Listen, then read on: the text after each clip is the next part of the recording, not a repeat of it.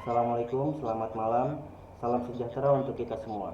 Yang terhormat, kepada Bapak Hari selaku dosen pengajar. Kemudian saya akan memperkenalkan diri saya. Kenalkan, nama saya Adimas Agil Putra Nugroho dari jurusan Sistem Informasi. Kali ini saya akan mempresentasikan beberapa materi kuliah pengantar manajemen bisnis. Langsung saja materi yang pertama. Materi yang pertama adalah pengantar bisnis. 1. Pengertian perusahaan. 2. Tempat kedudukan dan letak perusahaan. 3. Perusahaan dan lembaga sosial. 4. Macam lingkungan perusahaan, pengaruh lingkungan terhadap perusahaan.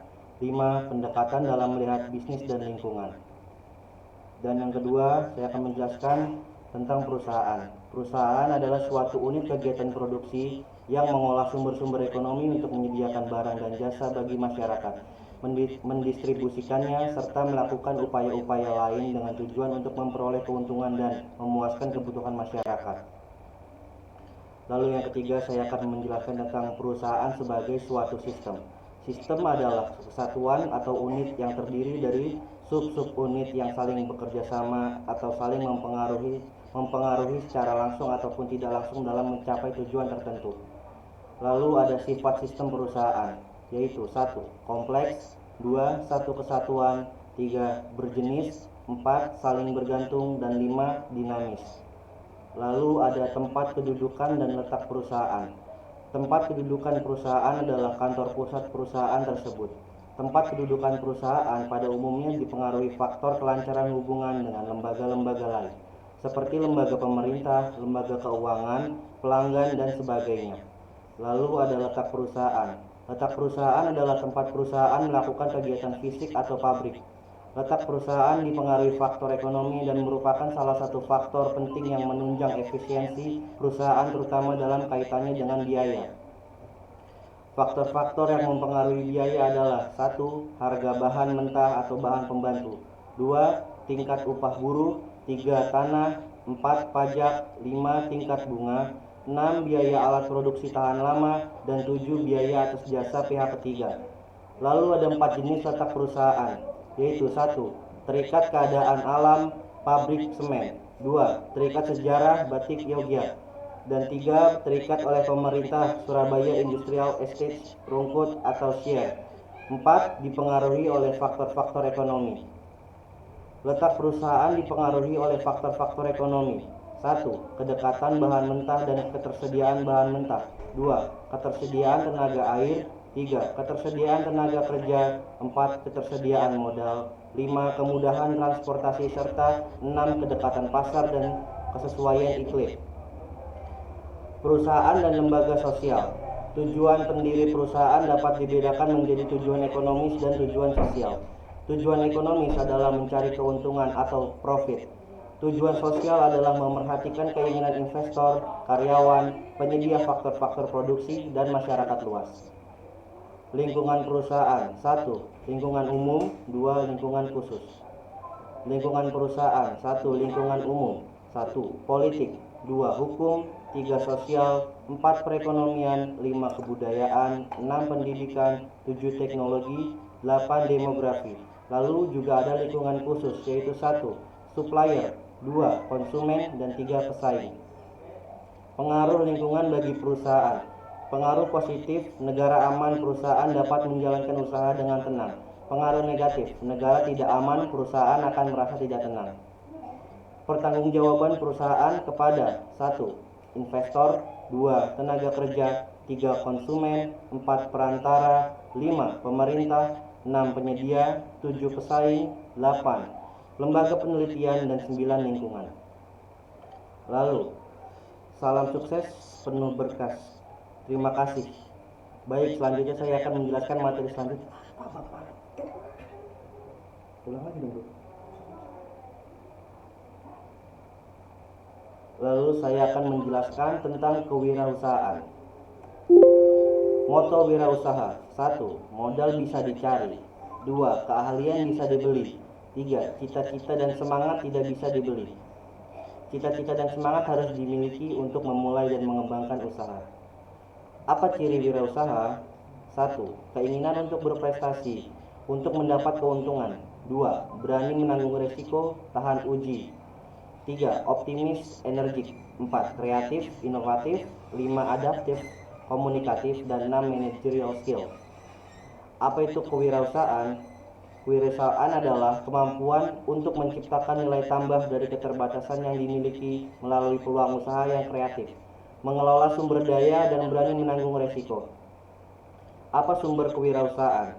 Kewirausahaan dasarnya kreativitas. Kreativitas dasarnya mimpi tentang peluang usaha, profit, dan sebagainya.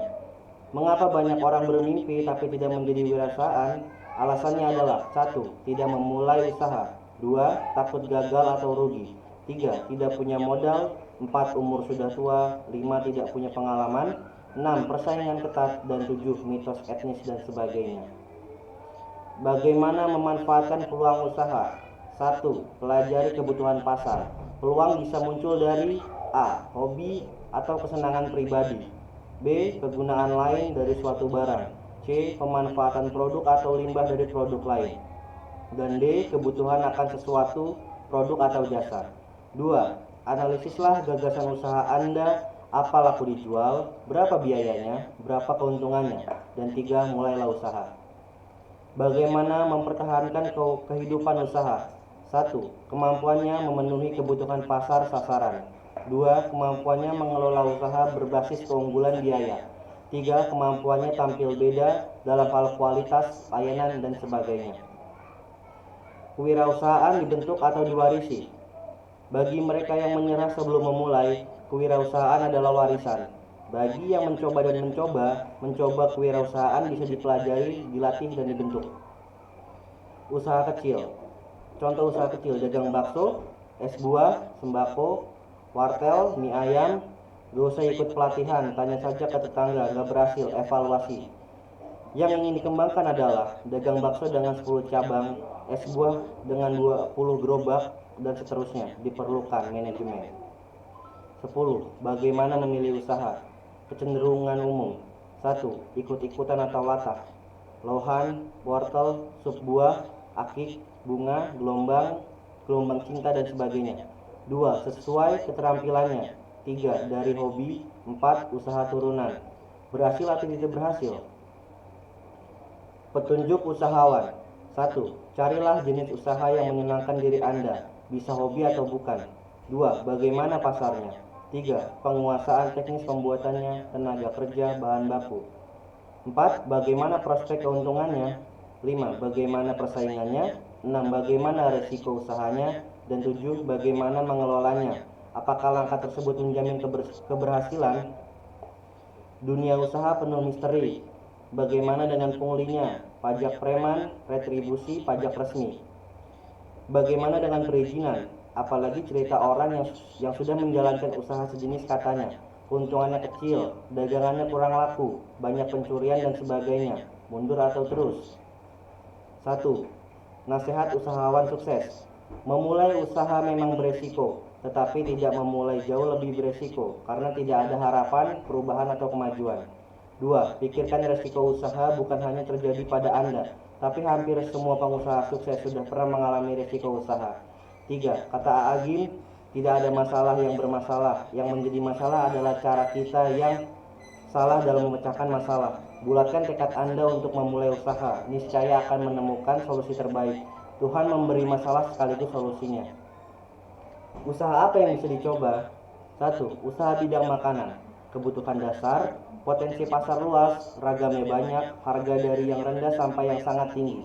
2. Usaha sandang, pakaian, sepatu, dan sebagainya. Kebutuhan dasar, potensi pasar luas, pangsa luas. 3. Usaha pendidikan, TK, kursus-kursus, dan sebagainya. Kebutuhan dasar, potensi besar. Usaha kecil yang kuat. Jadi, mulailah dengan mendirikan usaha. Tumbuhkan, kembangkan.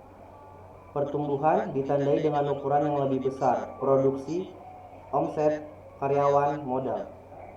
Perkembangan ditandai dengan kemampuannya dalam merespon kondisi lingkungan, persaingan, peraturan, tuntutan karyawan, dan sebagainya. Perkembangan usaha waralaba merupakan perikatan di mana salah satu pihak diberikan hak untuk memanfaatkan dan atau menggunakan hak atas kekayaan intelektual atau penemuan atau ciri khas usaha yang dimiliki pihak lain dengan suatu imbalan berdasarkan persyaratan yang ditetapkan pihak lain tersebut dalam rangka penyediaan dan atau penjualan barang dan jasa. Franchisor atau franchise. Franchisor pihak yang menjual hak jual franchise dan sekaligus biasa bersama lisensi hak penggunaan merek. Franchise pihak yang membeli hak waralaba beserta lisensi. Contoh-contoh franchise: 1. Toko swalayan Indomaret. 2. Toko swalayan Alfamart. 3. Kebab Turki Baba Raffi, Esteller 77 dan lain-lain. Keuntungan franchising, pengalaman dan faktor sukses, brand dan reputasi, standarisasi mutu, bantuan manajemen dan teknik, perlindungan wilayah, memperoleh manfaat market research dan produk development, sistem operasional terstandar, resiko gagal lebih kecil. Bantuan yang diberikan franchisor: 1. Pelatihan manajemen dan rekrutmen karyawan. 2. Pemilihan dan pengkajian lokasi. 3. Rancangan fasilitas dan rencana bangunan. 4. Dukungan promosi. 5. Spesifikasi peralatan produk. 6. Bantuan pada pembukaan franchise. Dan 7. Monitoring. Selanjutnya saya akan menjelaskan materi yang terakhir, yaitu tentang pemasaran.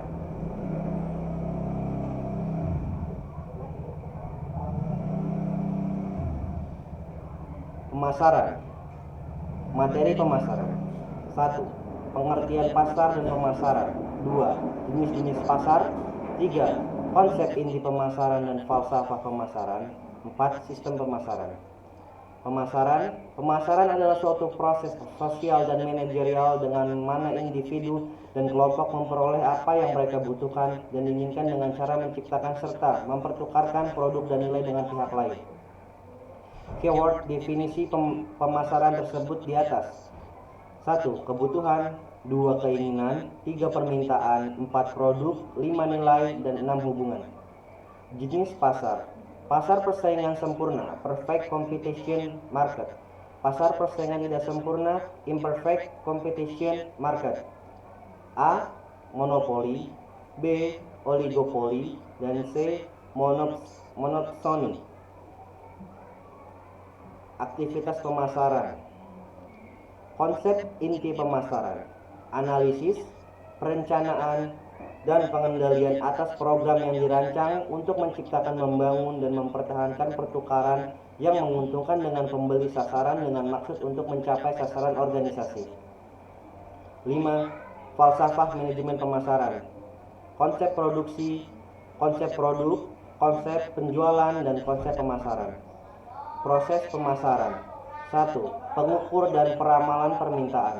2. Segmentasi pasar. 3. Penetapan pasar sasaran. Dan 4. Penentuan posisi pasar.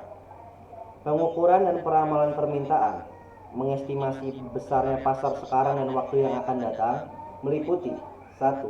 Identifikasi produk pesaing.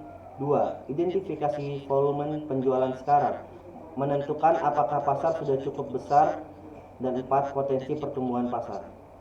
Segmentasi pasar. Pemasar harus menentukan segmen mana yang menawarkan kesempatan terbaik untuk perusahaan mencapai sasarannya. Segmentasi pasar. 1. Faktor geografik. 2. Faktor demografik. 3. Faktor psikografik. Dan 4. Faktor perilaku. Segmen pasar adalah kelompok konsumen yang memberikan tanggapan dengan cara yang sama terhadap seperangkat rangsangan pemasaran. Targeting atau penetapan pasar sasaran. Mengevaluasi daya tarik masing-masing segmen pasar dan memilih salah satu atau lebih segmen untuk dilayani. Perusahaan harus menetapkan segmen sasaran yang dapat menghasilkan nilai pelanggan terbesar dan dapat dipertahankan dari waktu ke waktu. Positioning, penentuan posisi pasar. Posisi suatu produk adalah tempat produk dalam pikiran konsumen relatif terdapat pesaing. Dalam menentukan posisi produk, mula-mula perusahaan harus mengidentifikasi keunggulan-keunggulan kompetitif yang mungkin akan digunakan untuk membangun posisi tersebut. Jadi, penentuan posisi pasar yang efektif berawal dengan pembedaan atas tawaran pemasaran perusahaan sehingga memberikan kepada konsumen nilai lebih daripada tawaran pesaing kepada mereka. Marketing mix atau 8P. 1. Produk. 2 price, 3 place, 4 promotion, 5 proses, 6 people, 7 physical evidence, dan 8 purple cow. Perusahaan manufaktur: 1 produk, 2 price, 3 place, 4 promotion. Perusahaan jasa: 1 proses, 2 people, 3 physical evidence. Era digital menggunakan purple cow. Marketing mix: produk, keputusan mengenai produk, merek, tanda merek, merek dagang, hak cipta. Keputusan mengenai kemasan, kemasan primer, kemasan sekunder, kemasan pengiriman. Harga: beberapa faktor yang mempengaruhi tingkat harga: perekonomian, penawaran dan permintaan, persaingan, daya beli masyarakat, pengawasan pemerintah. Marketing mix: beberapa metode penetapan harga: cost plus pricing, markup pricing, penetapan harga break even, penetapan harga dalam hubungannya dengan pasar, beberapa strategi penetapan harga, penetapan harga psikologis, potongan pembelian, penetapan harga geografis, skimming price. Saluran distribusi adalah saluran yang digunakan oleh produsen untuk menyalurkan barang tersebut dari produsen sampai ke konsumen. Manfaat perantara: penghubung antara produsen dan konsumen, penyediaan alat dan jasa reparasi, menyimpan produk dalam gudang, kegiatan promosi dan penyediaan informasi, penyortiran, pembungkusan, dan pengepakan produk.